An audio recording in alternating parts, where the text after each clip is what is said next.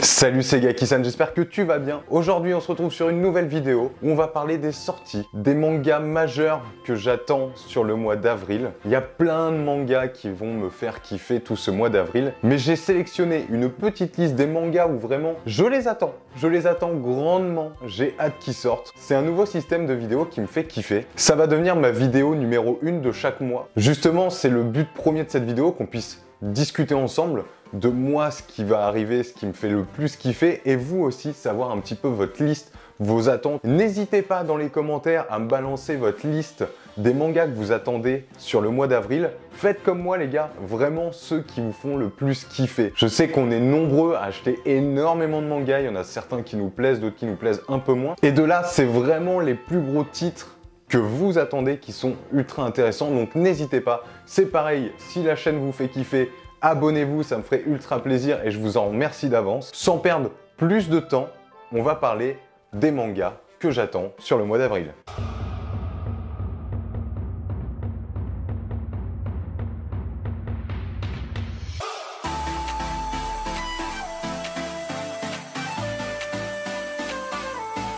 Le mercredi 6 avril, il y a du très lourd. Je vous explique, déjà il va y avoir la sortie du tome 7 de Blue Lock. Je suis très en retard sur Blue Lock, j'ai eu le tome 1, 2 et 3, je suis à la bourre, mais franchement j'attends le tome 7 comme beaucoup de gens je pense. À la suite de ce mercredi 6 avril, il va y avoir la sortie du tome 1 des quintessentiels quintuplés, mais en couleur. J'avoue, alors je suis hypé de ouf, hein, mais j'avoue, j'ai déjà lu le tome 1, comme toute personne qui a commencé The Quintessentiel quintuplé, normalement. Mais le fait, effectivement, qu'ils sont en couleur en termes de collection, je trouve ça trop stylé. J'ai trop envie de l'avoir dans ma mangatech.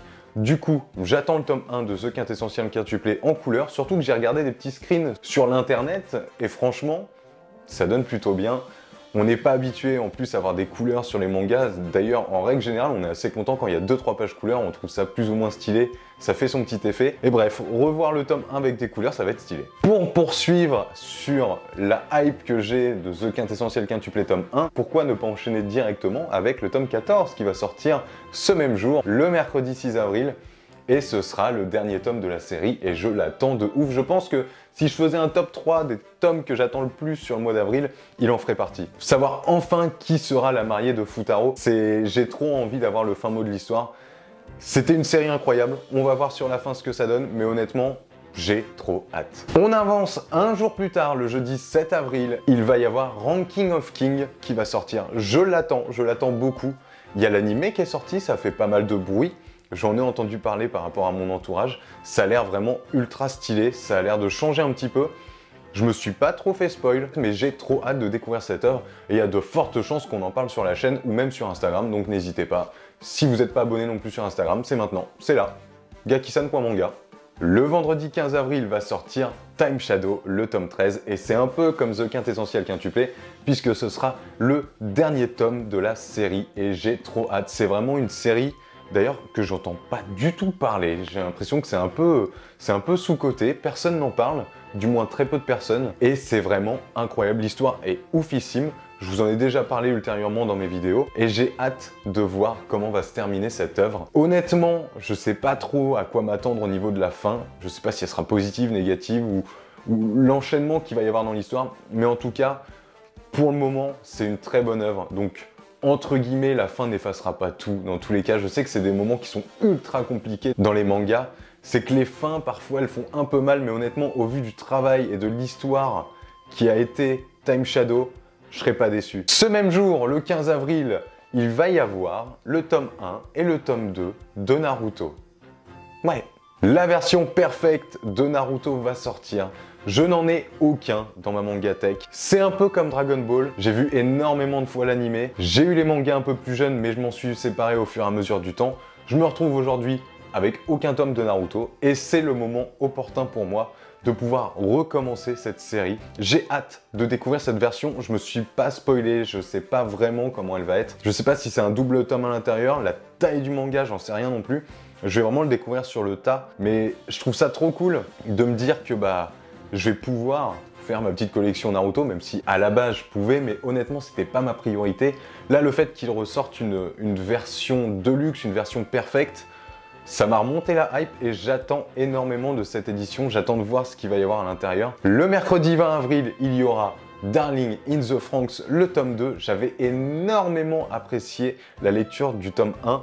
Pour vous faire le petit speech, j'avais ultra peur de cette œuvre parce qu'en fait tout ce qui est mecha ne m'intéresse pas du tout en règle générale dans les mangas. Mais l'anime a fait tellement parler de lui que je me suis dit allez, je suis au courant, le tome 1 va sortir dans quelques mois, je vais lui laisser une chance, je l'achèterai au moment de la sortie. C'est ce que j'ai fait. Derrière, finalement, j'ai ultra apprécié le tome 1. Je sais pas si ça va continuer comme ça au fur et à mesure des tomes où je vais être déçu parce que les mechas vont prendre vraiment beaucoup d'ampleur. Mais pour le moment, niveau histoire, niveau personnage, c'est vraiment stylé. Du coup, je l'attends. Je verrai au niveau du tome 2. On en reparlera certainement comme d'habitude, soit sur ma chaîne, soit sur Instagram. Mais en tout cas, vous aurez des nouvelles. Mais c'est une œuvre que j'attends sur ce mois d'avril. Le vendredi 29 avril, il y aura aussi la sortie du tome 6 de Rent a Girlfriend. Rent a Girlfriend, c'est ma petite pépite en style romance. J'aime énormément ce manga. Je l'ai découvert en animé à la base, j'attendais rien du tout de cet animé. Finalement, j'ai kiffé et je kiffe, voilà, me refaire l'animé en manga, sachant que là on arrive au tome 6, qu'on va bientôt arriver au stade où on va dépasser l'animé, et j'ai trop hâte de découvrir l'œuvre. Le même jour, il y aura Arrête de me chauffer Nagatoro, tome 4. Arrête de me chauffer Nagatoro, j'ai été ultra mitigé au début de l'œuvre. J'ai pas forcément apprécié, je lui ai quand même donné une chance, donc j'ai continué, et au fur et à mesure, à partir du tome 2, puis le tome 3, j'ai trouvé que ça avait un réel sens. J'ai compris, en fait, j'ai compris l'œuvre. Le tome 1 est trop basique, je vais pas rentrer dans les détails, on n'est pas là pour ça, mais le tome 1 était ultra basique et je trouvais que, je sais pas, ça marchait pas, vraiment ça marchait pas. Nagatoro était insupportable, elle l'est toujours, mais on comprend pourquoi elle l'est et ça je préfère. Pour clôturer cette attente du mois d'avril, le samedi 30 avril sortira Dumbbell, combien tu peux soulever. C'est une nouveauté, donc je peux rien vous dire.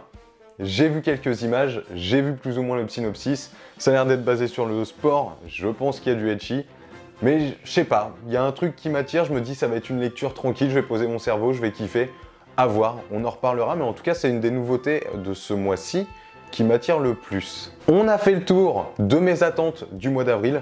Ça va certainement être une vidéo assez courte, mais comme je vous ai dit en début de vidéo, c'est vraiment un style de vidéo que je veux garder. Ça fait 3 fois que je dis vidéo. C'est vraiment un genre de vidéo que j'ai envie de garder, vraiment pour qu'on puisse discuter ensemble, que vous puissiez me dire vraiment vous, c'est quoi votre style, c'est quoi vos attentes. Je trouve ça trop cool.